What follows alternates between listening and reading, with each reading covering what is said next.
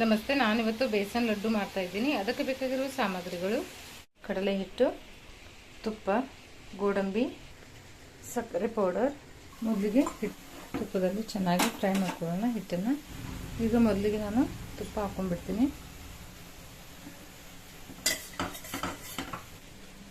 ಕಡಲೆ ಹಿಟ್ಟು ಹಾಕೊಂಡ್ಬಿಡಿ.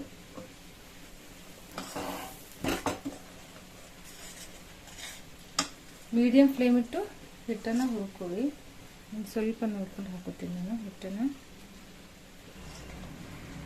ಸ್ವಲ್ಪ ತುಪ್ಪ ಜಾಸ್ತಿ ಹಾಕೊಂಡು ಹಿಟ್ಟನ್ನು ಹುರ್ಕೊಳ್ಳಿ, ತುಂಬ ಚೆನ್ನಾಗಿರುತ್ತೆ.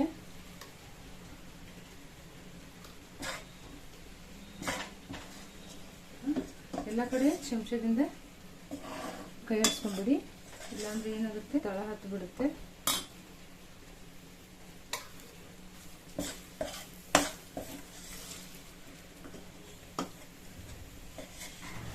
ಪೂರ್ತಿ ಎಲ್ಲ ಹಸಿರು ವಾಸನೆ ಹೋಗಿ ಪೂರ ಚೇಂಜ್ ಆಗುತ್ತೆ. ಅಲ್ಲಿವರೆಗೂ ನೀವು ಫ್ರೈ ಮಾಡ್ಕೋಬೇಕು.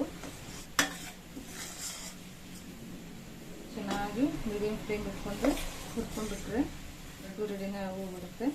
ನಾನು ಇನ್ನೊಂದು ಸ್ವಲ್ಪ ತುಪ್ಪ ಹಾಕೊಂಡಿರ್ತೀನಿ. ಈ ರೀತಿ ಆಗುತ್ತೆ ಇದು ತುಪ್ಪ, ಅಂದರೆ ತುಂಬಾ ಚೆನ್ನಾಗಿರುತ್ತೆ. ಹಿಟ್ಟು ನೀವು ಹೆಂಗೆ ಹುರ್ಕೋತಿರಲ್ಲ ಆ ರೀತಿ ಕೈಯಲ್ಲಿ ನಿಮಗೆ ಹಗಲು ಬರ್ಲಿಕ್ಕೆ ಸ್ಟಾರ್ಟ್ ಆಗುತ್ತೆ. ಇವರು ಸ್ವಲ್ಪ ವೈಟ್ ಇದ್ದಾಗನೇ ತಕೊಂಡ್ಬಿಡ್ತಾರೆ, ಇಷ್ಟಿದ್ದಾಗ ತಕೊಂಡ್ಬಿಡ್ತಾರೆ. ನಾನು ಸ್ವಲ್ಪ ಜಾಸ್ತಿನೇ ಫ್ರೈ ಮಾಡ್ಕೊಂಡಿರ್ತೀನಿ, ಒಂಥರ ರುಚಿ ಬರುತ್ತೆ. ಆ ರೀತಿ ಹುರ್ಕೊಡಿ.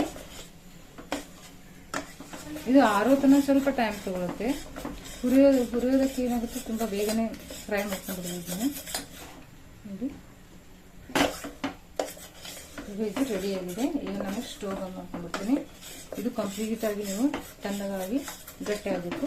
ಅಲ್ಲಿ ತನಕ ನೀವು ಇದನ್ನು ಬಿಡಬೇಕಾಗುತ್ತೆ. ಆಡಿಸ್ಕೊತಾನೆ ಇರಿ, ಯಾಕಂದರೆ ಇದು ತಳ ದಪ್ಪ ಇರುತ್ತಲ್ಲ, ಕೆಳಗಡೆ ಹತ್ತಬಾರ್ದು. ಎಡ ಮಾಡ್ತೀವಲ್ಲ ಆ ರೀತಿ ಕಲರ್ ಬಂದರೆ ಸಾಕು. ಆ ಕಲರ್ ನೋಡ್ಕೊಂಡು ನೀವು ತಗೊಂಡ್ಬಿಡಿ. ಸಕ್ಕರೆ ಪೌಡರ್ ಹಾಕಿದ ತಕ್ಷಣ ಕಲರ್ ಚೇಂಜ್ ಆಗುತ್ತೆ. ಇದು ಸ್ವಲ್ಪ ಕೈ ಆಡಿಸ್ಕೊಳ್ತಾ ಇರಬೇಕು. ಈಗ ನಾನು ಸ್ಟೋವ್ ಕೂಡ ಬಂದ್ ಮಾಡಿದ್ದೀನಿ. ಇದನ್ನು ತಣ್ಣಗಾಗಿ ಬಿಡೋಣ. ಸ್ವಲ್ಪ ನೋಡು ಕೈ ಆಡಿಸ್ಕೊತಾ ಇರಿ. ಒಮ್ಮೆ ಈ ರೀತಿ ಬಿಡಬೇಡಿ, ಕೆಳಗಡೆ ಇಲ್ಲ ಅಂತ ಹೊತ್ತು ಬಿಡುತ್ತೆ ಎಲ್ಲ ನೋಡಿ.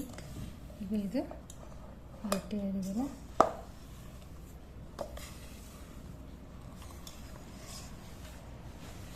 ನೋಡಿ. ಇದು ಈ ರೀತಿ ಗಟ್ಟಿಯಾಗಬೇಕಿದು ತಣ್ಣಗಾಗಿ.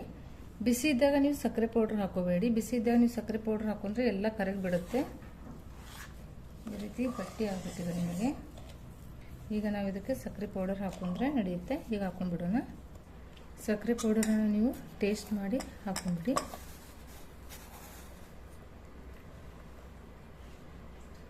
ಗಂಟಿರಬಾರ್ದು, ಆ ಥರ ನೋಡಿ ಚಾನ್ಸ್ಕೊಂಡ್ಬಿಡಿ. ಇಲ್ಲಾಂದರೆ ಕೈಲೇ ಈ ರೀತಿ ಪೌಡರ್ ಮಾಡ್ಕೊಂಡ್ಬಿಡಿ. ಚೆನ್ನಾಗಿ ಮಿಕ್ಸ್ ಮಾಡ್ಕೊಳ್ಳಿ.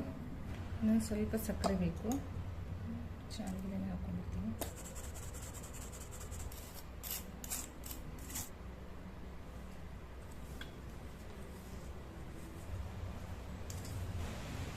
ತುಪ್ಪ ಜಾಸ್ತಿ ಇದೆ, ನಾನು ಸ್ವಲ್ಪ ಮೆತ್ತಗಾಗಿದೆ. ಆದರೆ ತುಂಬಾ ಟೇಸ್ಟಿಯಾಗಿದೆ ಇದು. ಒಂದು ಅಳತೆ ನೋಡಿ ಕಟ್ಕೊಂಡ್ಬಿಡಿ. ಇದಕ್ಕೆ ನೀವು ಏಲಕ್ಕಿ ಪೌಡ್ರ್ ಹಾಕ್ಕೊಳ್ಳಿ, ತುಂಬಾ ಚೆನ್ನಾಗಿರುತ್ತೆ. ನನ್ನ ಮಗಳು ಏಲಕ್ಕಿ ಪೌಡ್ರ್ ತಿನ್ನೋದಿಲ್ಲ, ಹೀಗಾಗಿ ನಾನು ಏಲಕ್ಕಿ ಪೌಡ್ರ್ ಹಾಕೋದಿಲ್ಲ. ಬಟ್ ಏಲಕ್ಕಿ ಪೌಡ್ರ್ ತುಂಬಾ ಚೆನ್ನಾಗಿರುತ್ತೆ. ಹೊರಗಡೆ ಸಿಕ್ಕಾಪಟ್ಟೆ ಮಳೆ ಬರ್ತಾಯಿತ್ತು, ಅದೇ ಸೌಂಡ್ ಕೇಳ್ತಾ ಇದೆ ನೋಡಿ ನಿಮಗೆ. ಇದೇ ರೀತಿ ಎಲ್ಲನೂ ಒಂದು ಅಳತೆ ನೋಡಿಕೊಂಡು ಲಡ್ಡುನ ಮಾಡ್ಕೊಂಬಿಡಿ ನೋಡಿ. ಈಗ ಬೇಸನ್ ಲಡ್ಡು ರೆಡಿಯಾಗಿದೆ, ತುಂಬಾ ಚೆನ್ನಾಗಿದೆ. ಟ್ರೈ ಮಾಡಿ.